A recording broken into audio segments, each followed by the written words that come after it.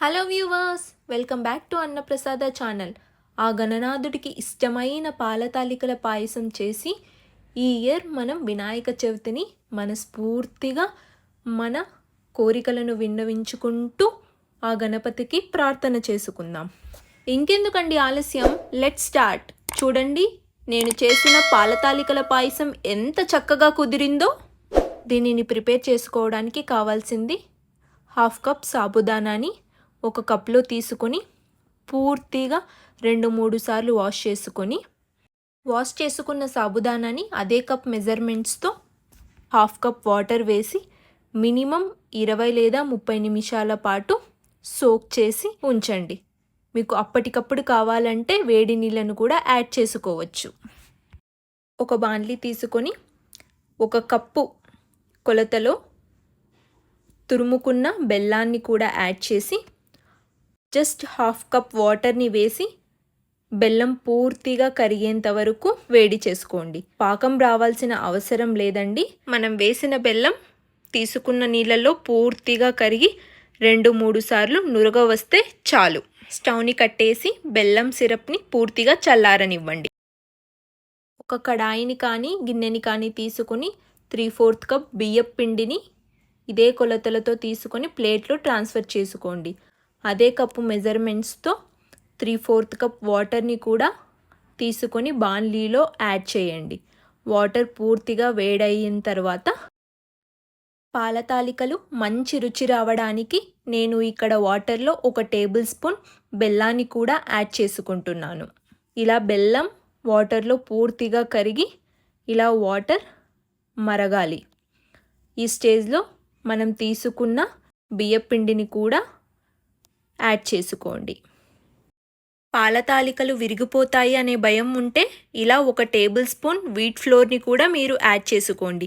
ఈ ప్లేస్లో 1 table spoon మైదాని కూడా యాడ్ చేసుకోవచ్చు. అది ఆప్షనల్ అండి.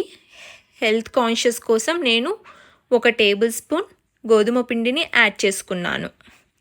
ఇదే విధంగా మనకు పిండి పూర్తిగా తయారైన తరువాత తయారైన పిండి ముద్దను 1 నిమిషం పాటు ఇలా మూత పెట్టి చల్లారనివ్వండి.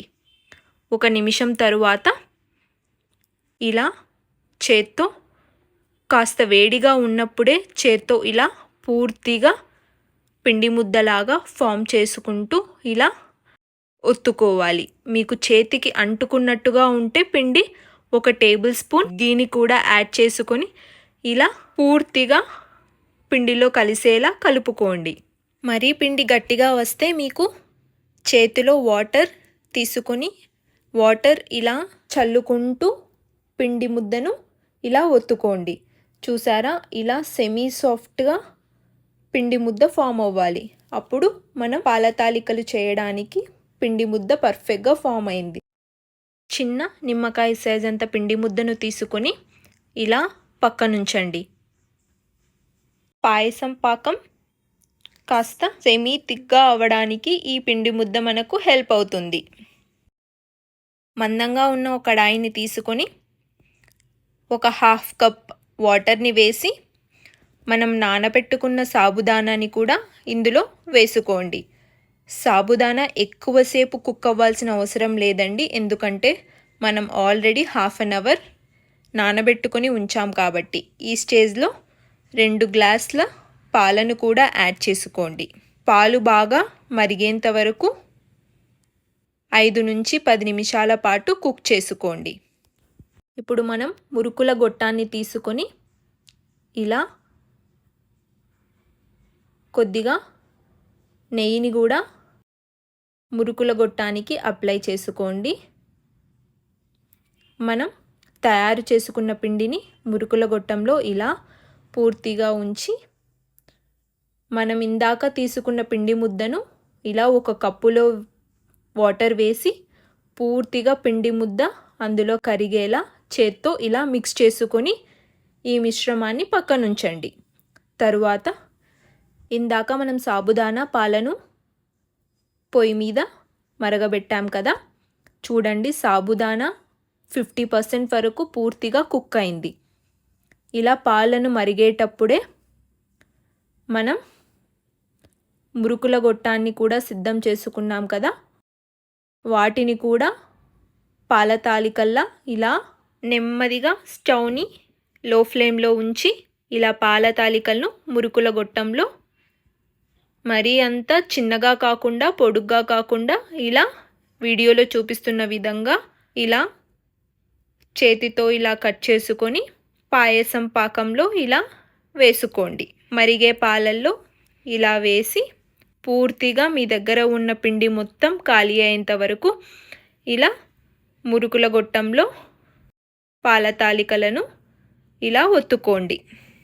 పిండి మొత్తం ఇలా పాల తాలికల్లా ఒత్తుకున్న తరువాత మిగిలిన పిండిని కూడా మురుకుల గొట్టం నుంచి వేరు చేసి చేత్తో ఇలా ఒత్తుకొని మరిగే పాలల్లో ఇలా వేయండి. మినిమం 5 నుంచి 10 నిమిషాల పాటు పూర్తిగా ఇలా లో ఫ్లేమ్లో ఉంచి నెమ్మదిగా గెరట తీసుకొని జాగ్రత్తగా పాల తాలికలు చిదిమిపోకుండా ఇలా గెరటతో అప్పుడప్పుడు ఉడికాయ లేదా అని చూసుకుంటూ ఉండండి. మనకు తాలికలు ఉడికాయ అన్నది ఎలా తెలుస్తుందంటే ఇలా గెరటలో తీసుకొని ఒక స్పూన్తో ఒత్తి చూస్తే రెండుగా విడిపోతాయి. పర్ఫెక్ట్గా మనకు పాల తాలికలు ఉడికాయన్నమాట. ఈ స్టేజ్లో మనం కలుపుకున్న పిండిని కూడా యాడ్ చేసుకోండి. 2-3 నిమిషాల పాటు యాడ్ చేసుకున్న పిండి మిశ్రమాన్ని కూడా పాలలో పూర్తిగా ఉడికాక ఇప్పుడు మనం కరగబెట్టుకున్న బెల్లంని సిరప్ని కూడా ఇలా ఒక స్ట్రైనర్ని తీసుకొని వడపోసుకోండి. ఈ స్టేజ్లో మీకు పాలు పగులుతాయనే భయం ఉంటే స్టవ్ని కట్టేసి ఇలా బెల్లం సిరప్ని యాడ్ చేసుకొని గెరటతో ఒకసారి పూర్తిగా కలిసేలా కలుపుకోండి. స్టవ్ని కట్టేసే 2 నిమిషాల ముందుగా పచ్చి కొబ్బరిని కూడా మీరు యాడ్ చేసుకోవచ్చు. అది ఆప్షనల్ అండి. ఇక్కడ నేను యాడ్ చేయట్లేదు. యాలుక్కలను 1/2 టేబుల్ స్పూన్ నేను యాడ్ చేశాను.